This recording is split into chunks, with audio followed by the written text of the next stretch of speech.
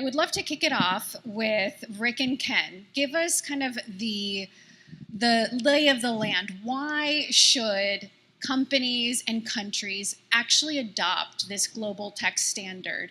Audrey gave us a great introduction, but I would love for you to kind of lay out the imperative, really, the why behind it should be adopted. Excellent question, thank you. When you think of standards, you think 1,000-page documents, you spend several $1,000s to get, and it comes from a group like ISO. Wonderful. We need to do a little something different. Trusted tech means many things to many people. In our document, the first 4 pages are critical. It's an 8-page document, easy to read, easy to digest. Why is that? We think there are 12 big buckets of technology ranging from autonomous vehicles, AI, quantum computing, hypersonics, that we really need to focus on as a nation and as a partner nations. And with those, we wrap around 10 ideas around trust. Technology is a thing. It's neither good nor bad. It's how you wield it, how you use it, how you think about it, how you regulate it. And that's what the 10 principles we have in the document are meant to remind you of. It's how we adopt and treat it. And in doing so, we think that it maps to many national standards that you can look to in order to decide about the trustworthiness of given tech and how you will make it trustworthy. It's a living document. And as I said earlier, Audrey said, we really welcome input because this represents our thinking. It's not everyone's thinking. And I'm sure there's other voices we need to hear too. And Rick? Yeah, I just wanted to add there's a really main reasons why people should support and join us in this effort is one, the ultimate outcome we want to deliver is trust. And there's a T word that's very important in trust, and it's the word teamwork. And I think there will be strength in numbers as we start collaborating on that ultimate outcome to do trust.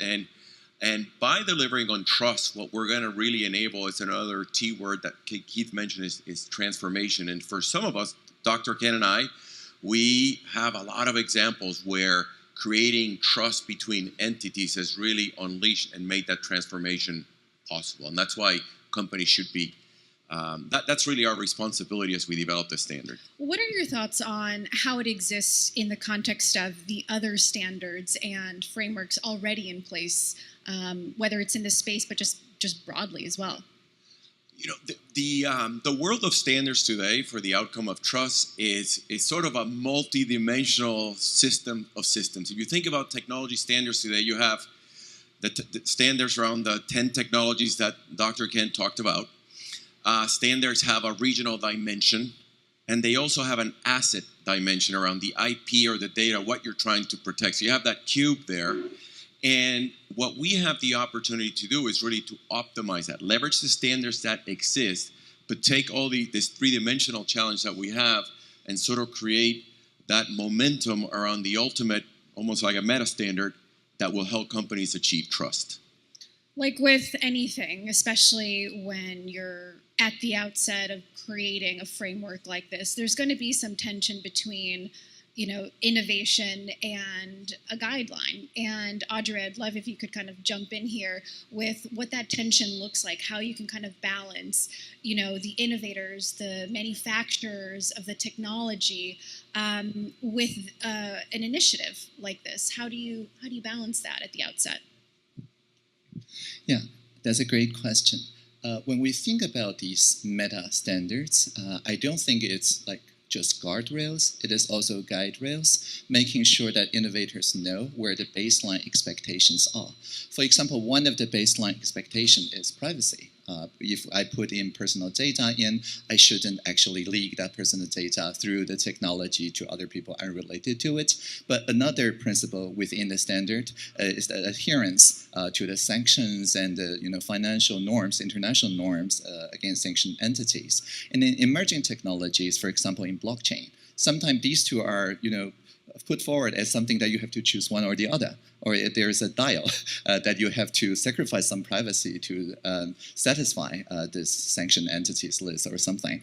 But then having this two together spelled out in meta standard says that we are posing a challenge to the blockchain innovators. Through zero knowledge, through privacy pools, through these cutting-edge technologies, they have to actually make both work instead of sacrificing one to the other. And I envision this like no compromise idea of trusted technology, really then ensuring that the technologies can win the hearts and mind of people so that people elect to use trusted technology, and that helps diffusion and that helps innovation. Alex, I'd love if you could maybe jump in here with this challenge between setting some standards but not hindering innovation, and maybe what you think about what the political landscape might be able to either bring to the conversation, whether it's in a good way or perhaps in a way that detracts from these standards. Yeah, no, it's a great question. I think to answer that question, we have to back up and sort of look at the whole geopolitical landscape that's evolving, right? So it's inevitable that the technology stacks in those 12 key areas, AI, semiconductors, hypersonics, et cetera, it's inevitable that they are not going to continue to bifurcate, right? They will continue to bifurcate. And that means that entire ecosystems are being transformed, supply chains are being transformed, data flows of human capital. And so from a collaboration or an innovation perspective, it is going to be more challenging than it was, say, a decade ago for universities, for companies, for many different entities to be able to collaborate and innovate. But at the same time, we have to recognize that we're also witnessing this great inflection point where the global economy is reorganizing strategically, and there are opportunities there. And that reorganization means that there will be new public-private partnerships that have to emerge, and that is really a big part of tech diplomacy, right? So for this innovation and collaboration to be maximized, there has to be an increase in G to G, government to government tech diplomacy, government to business tech diplomacy. And this whole idea of a reshored or a friend-shored supply chain environment is something that has to be taken into account, right? So I think it's really important to recognize that friends need friends now more than ever, right? To maximize this whole reorganization and bifurcation, which is inevitable in the marketplace. I mean, there's been a real political upheaval, not just here in the United States, but as we see in France. And, we're not really sure what the rest of the political landscape around the world is going to look like as this standard gets off the ground. Audrey, I wanted to give you an opportunity to maybe chime in on that front, how you see the political landscape affecting kind of not just this tension between innovation and responsible innovation, but what that might mean for a standard like this. Yeah, so I think a lot of what we have seen in Taiwan over the past decade was that we started with a place with very low trust from the people to the government's ability to navigate a emerging tech landscape. The trust level was 9% in 2014.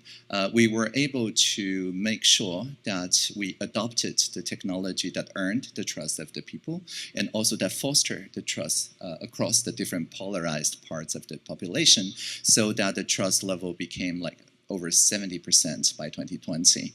And the key here is just to focus on the common ground or the uncommon ground that both sides can agree. If you have experienced community nodes on x.com, previously Twitter, that is the kind of algorithms that the bridging systems that we deployed that is basically highlighting whatever the extreme right, extreme left are saying. These are the differences, and these are the one or two things that people can actually have a common idea, common experience around. And then we make sure that everybody knows about it. It's called pre-bunking. And so I think adopting the trusted technology idea just as a meme for people to rally around is one of those uncommon grounds that people in different jurisdictions, as long as they care about aligning technology to humanity, not the other way around, can actually agree on. And I think that will really help to have clarity on the political situation around technologies, especially about ethical uses of AI, aligning AI to humanity, which is one of the large issues nowadays, but also in all other emerging technologies.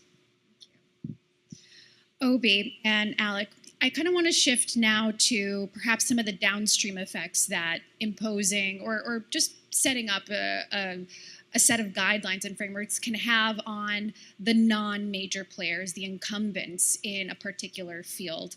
When we see some of these sorts of frameworks coming into place, one of the risks that we run is that it only benefits the incumbents and the major players, and that perhaps it overshadows the ability for smaller, more nimble companies and emerging economies to also contribute. So my question to you, maybe Obi, we can start off, is how will the global tech standard ensure that entrepreneurs from the global south, for instance, will not be left behind?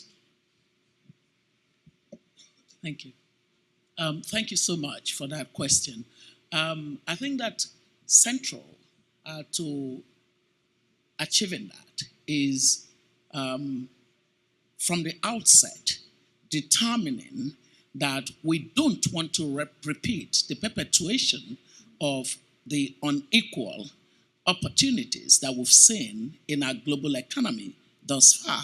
It has become clear that a world that understands the value of trade, the value of creating as many multiple polars of growth or poles of growth is better for all of us in terms of the global prosperity than simply leaving some people outside of it.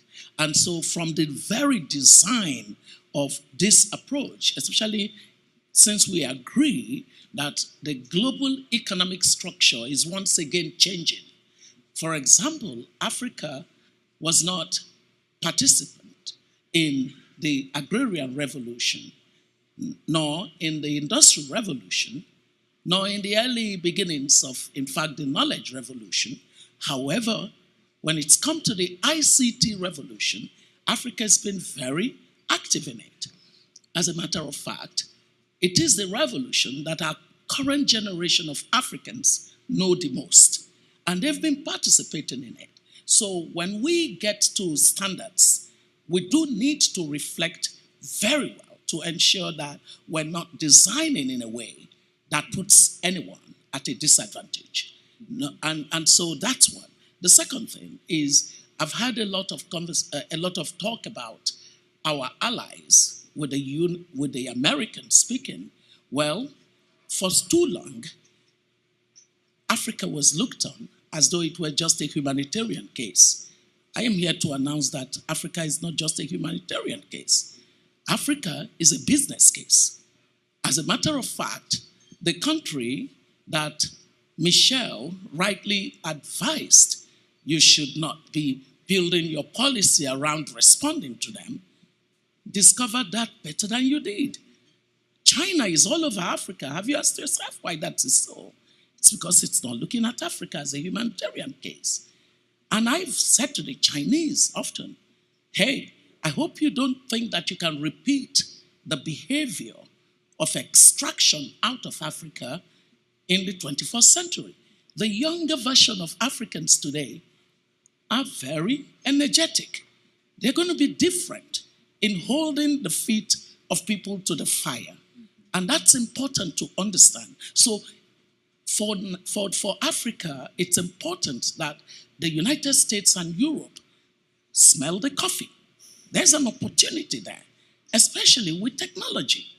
So we do need to recognize that a continent that has an average age of 18.8 years compared to Europe at 44.6, China at 39.5, the US at 38.4, Latin America at 31, Asia at 32.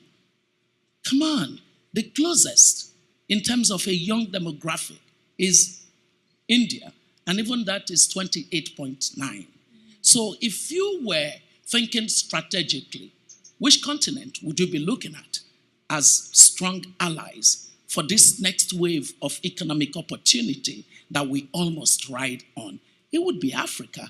So, thinking of it that way changes the approach that we're taking to ensuring that people are not left behind.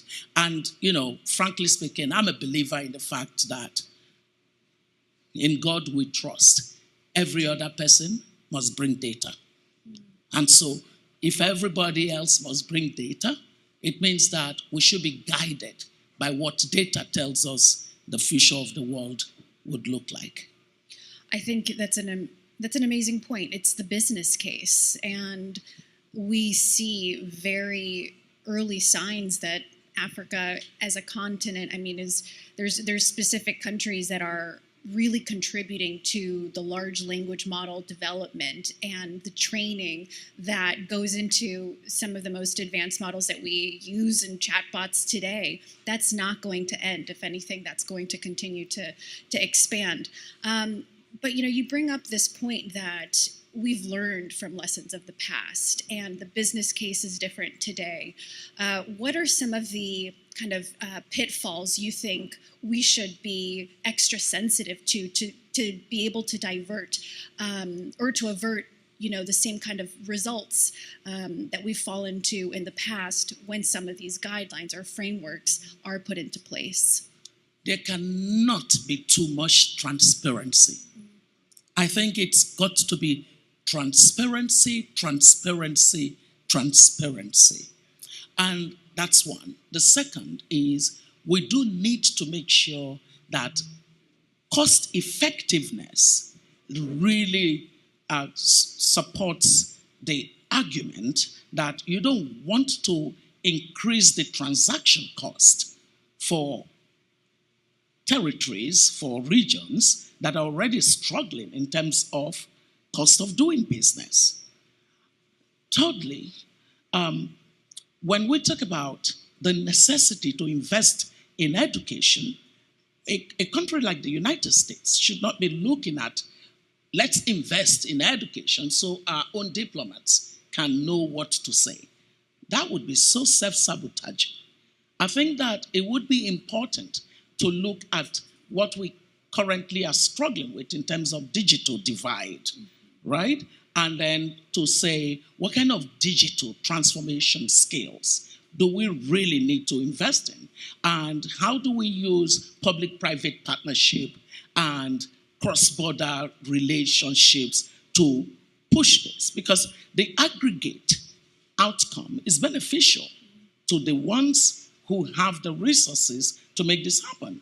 Only on a business case basis, because it also would yield future promise and profit for everyone involved. So 3 things for me are key. Ensuring transparency. There can be too much transparency. I'm one of the co-founders of Transparency International. So I'm huge on transparency. You can never have too much transparency.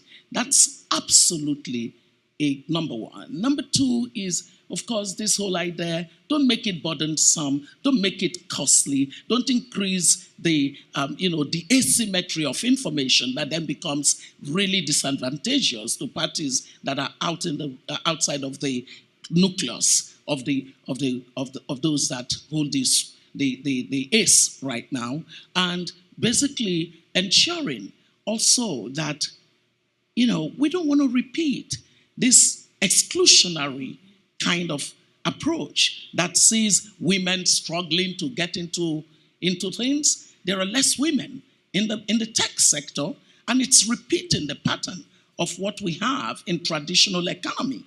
We can't afford to have that again. So we need representation, basically matters, and we must take heed of that. I think I end clearly on the note that standards are important for this next level of the global economy. But if we're doing it, we need to make sure that there is full representation.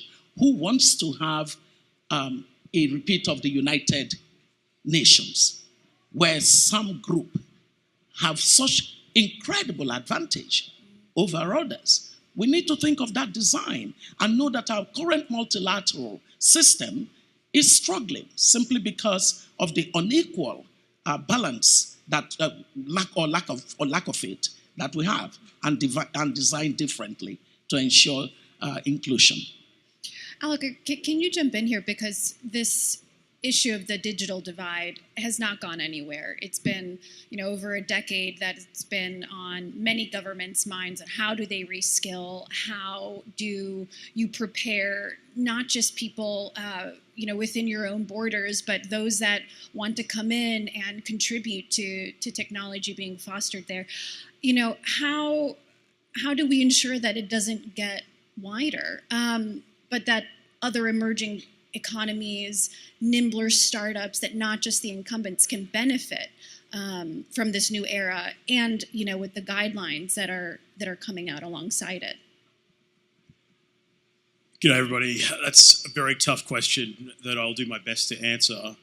So Audrey talked about the standard providing not just guardrails but guide rails, and I think that's one of the key aspects that gives startups, early stage tech companies, a sense of what might seem impossible to become possible.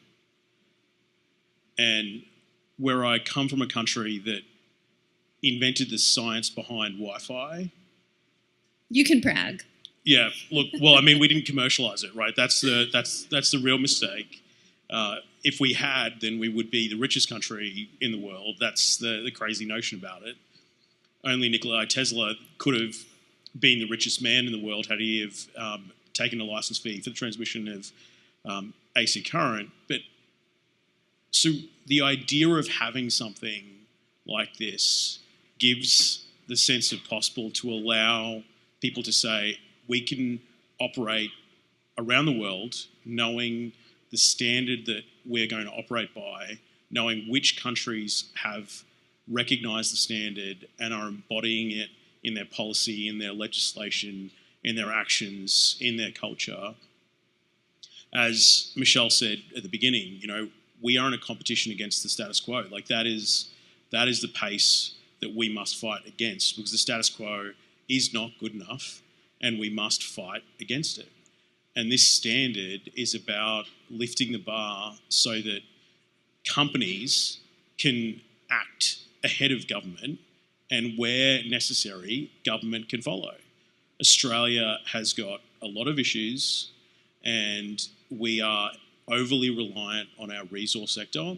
Critical minerals do present a huge opportunity for us, but technology is fundamentally, I truly believe, our salvation to national security, especially because we are regionally and trade locked with China.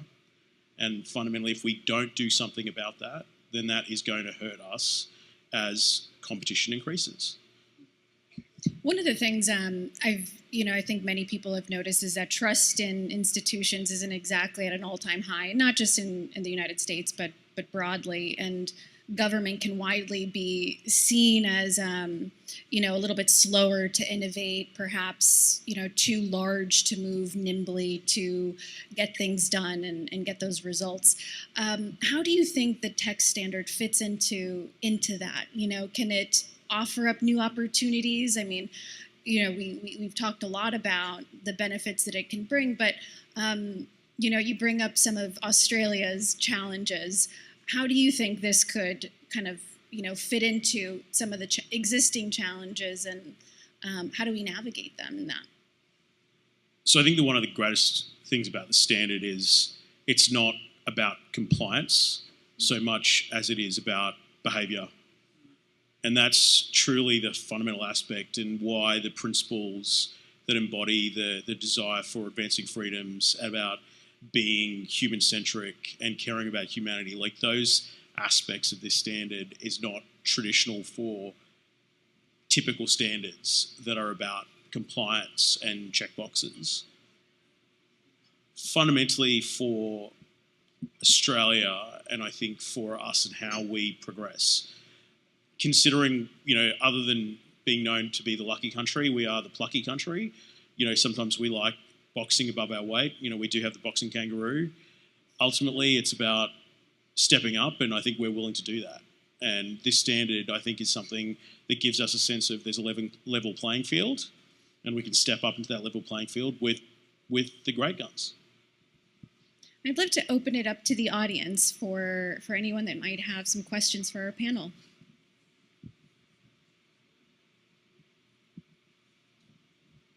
We have one here.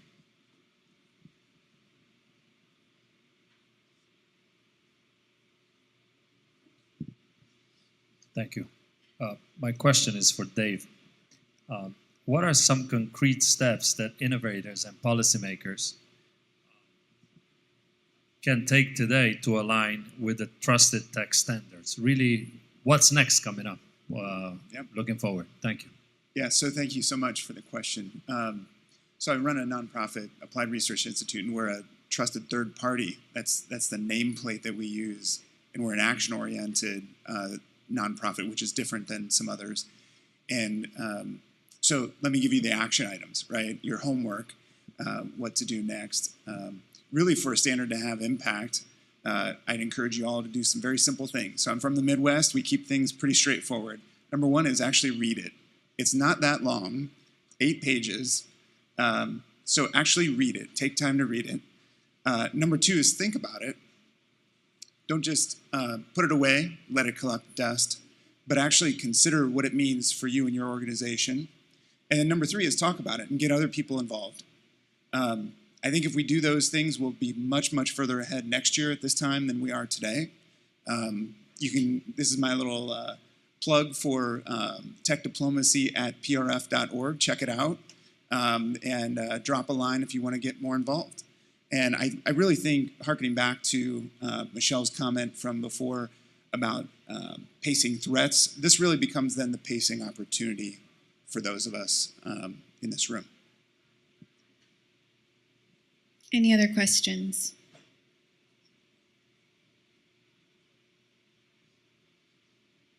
I can't really see. I'm sorry. Okay. Well, I don't see any. Oh, there's one. Right there. My name is Eric Nelson. I'm recently retired U.S. ambassador. Somebody mentioned that government cannot move quickly, government cannot innovate. And I want to push back on that. Guilty. Because as a lifelong public servant, I'm familiar with that diagnosis and have done my best to push against it. I also see that government is perhaps the only way, or the better way to organize competitors to be cooperators. So when we decided it was a national goal to put a man on the moon, President Kennedy declared that goal, in short of a decade, we achieved it. That was government organizing the best of America's efforts. So as we look to the challenges of 2025, I'm not sure what my question is, but I want to put this thought back to the panel of how do we channel, this is not either government or private sector. This is about channeling and organizing competitors to achieve this common goal. And can you expand on that and help me really embed that? Well, I'll start, and then I think others may. But I'm 100% in agreement with you that government. Sorry that I'm covering, but the light is right in my eyes here. Governments have shown, in collaboration with the private sector, there's some great examples worldwide of how they have actually implemented trust in systems that have enabled transformation. And I'm going to give you an excellent example of this. Is a project with the Ministry of Health in Germany. Germany, one of the most privacy-sensitive countries in the world, they had a mission. They wanted to facilitate citizens' access to their data so that they can optimize the e-prescription system. And it was a great collaboration between the Ministry of Health, IBM, and other companies, Intel included. And we were able to deliver that. And today, there's 2 million transactions a day on some of the most privacy-sensitive data that they've executed. They're going to expand that to full health records. 17 million transactions they're expecting to be able to process a day. And again, on some of the most privacy sensitive data. So that's a great example of the government stepping up, collaborating with the private sector, using that foundation of trust to transform a very important process for their countries, and something that we can then scale to other countries and maybe facilitate cross-country collaboration for things like medical research. So that's why this idea of trust and transformation and how they come together is so important. And you're absolutely right, governments are there stepping up, collaborating with the private sector to make this happen. Ken, do you have anything to add to that? Yeah, I think I've worked at many companies that benefit from the public-private partnership. But it has to be something that we agree we need to be pushed on, that individually a tech company is there for publicly traded company, is there for shareholders. It's there to optimize profitability. It's often not there to work with competitors unless there is an economic advantage, which is why I think you're absolutely right. Government steps in to help guide that thinking and help guide that collaboration when it turns into be a national imperative, not just a single company imperative. You know, and there's also cases where companies do come together spontaneously for the good of developing a technology without government intervention. So that all happens.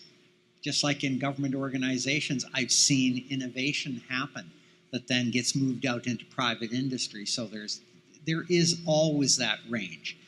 To say there isn't is to say, well, I have a very selfish reason I'm gaining some advantage by saying it. Doesn't mean it's true. If I can jump in real quickly, I actually served as a chief innovation officer for the state of Indiana for about 7 years. And so to see innovation within state government, had that ringside seat. I would also say, though, to sort of split the difference here, the natural momentum of government is not necessarily toward dynamic innovation. That's really traditionally the private sector. And that's the power of when you have free-minded individuals that can explore their creativity and monetize that creativity. That's really where you see dynamic growth and innovation.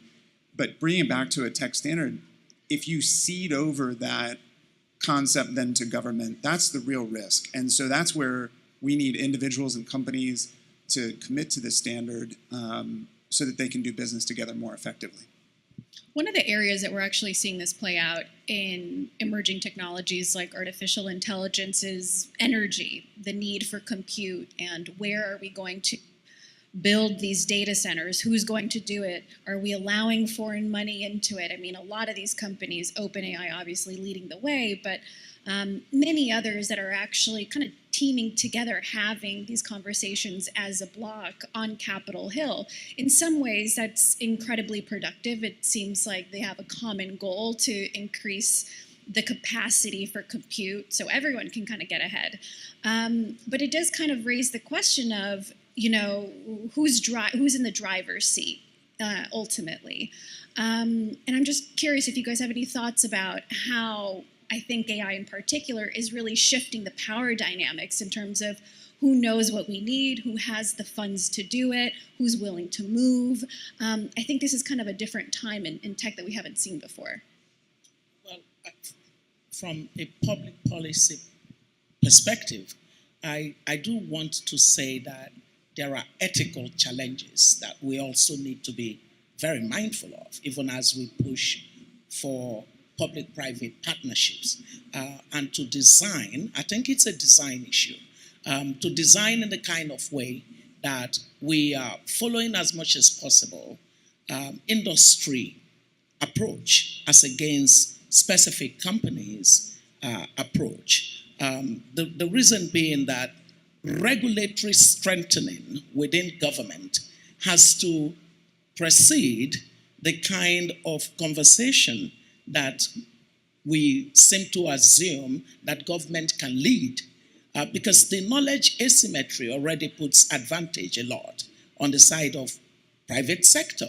And yet, government's role is so important. But if government is not competent enough to regulate, then we might have a situation where we distort what we really do need to exist for the innovation to be consistent and to be constant.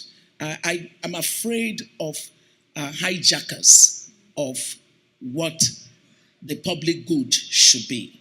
And yet I am a strong proponent of the markets. But I believe that in designing the approach we will take on this, to be very wary of the ethical challenges and to also design that into the framework for the public-private partnership that's necessary.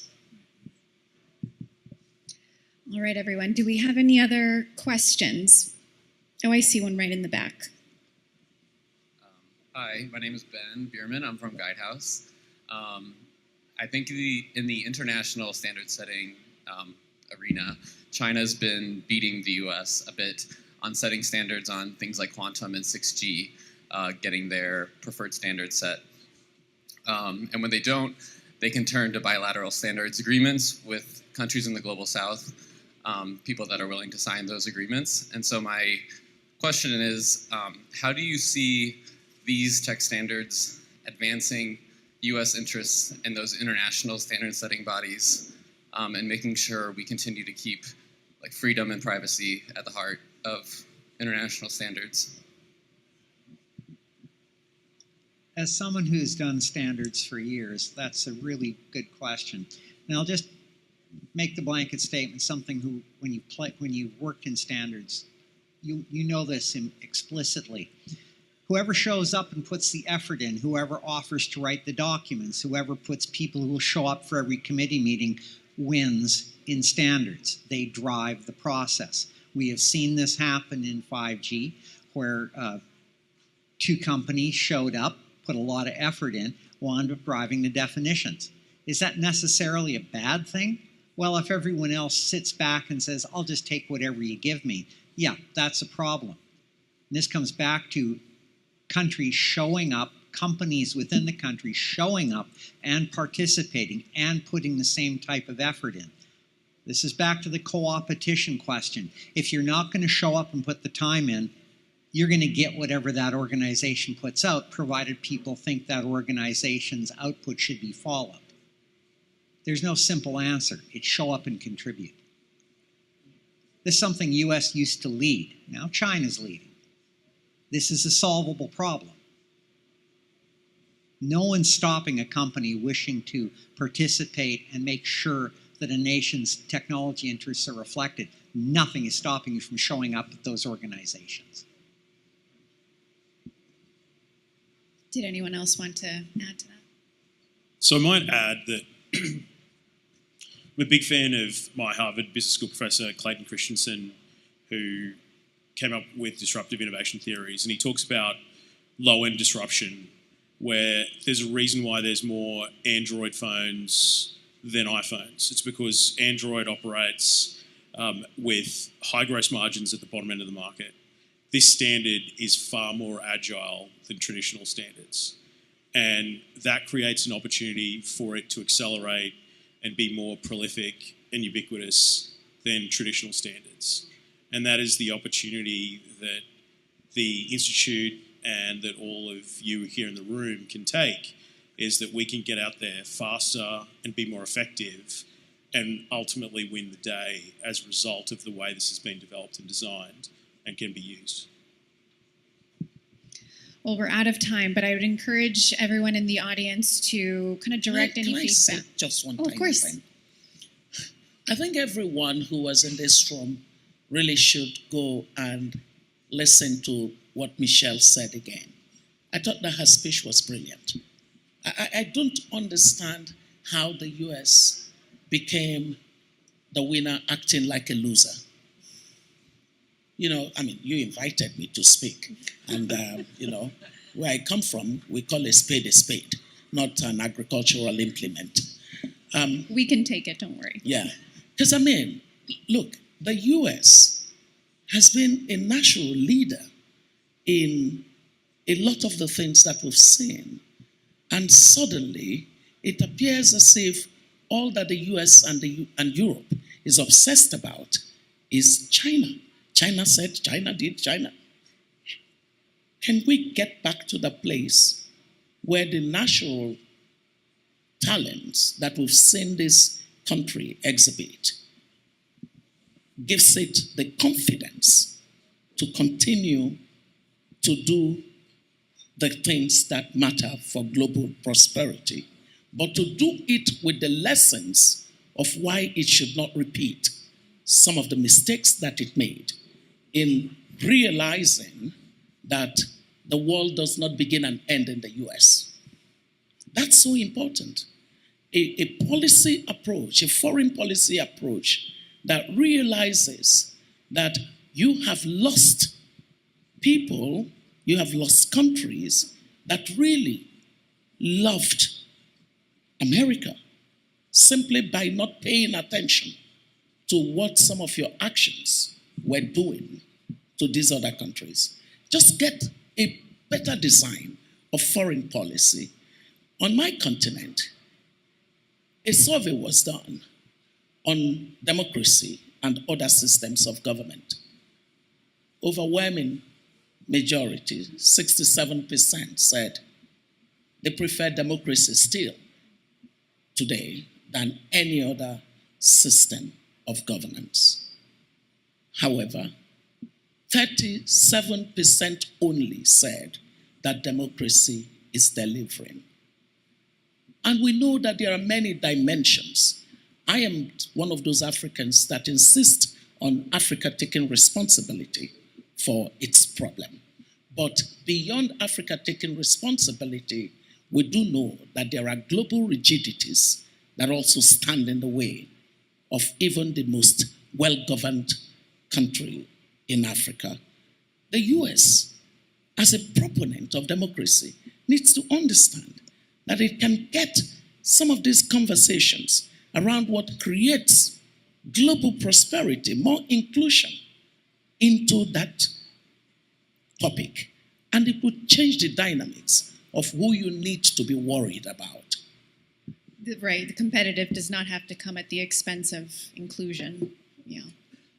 Well, thank you so much to our panelists, but I would encourage the audience before we wrap up to direct any feedback as you look through the Global Tech Standard to techdiplomacy@prf.org.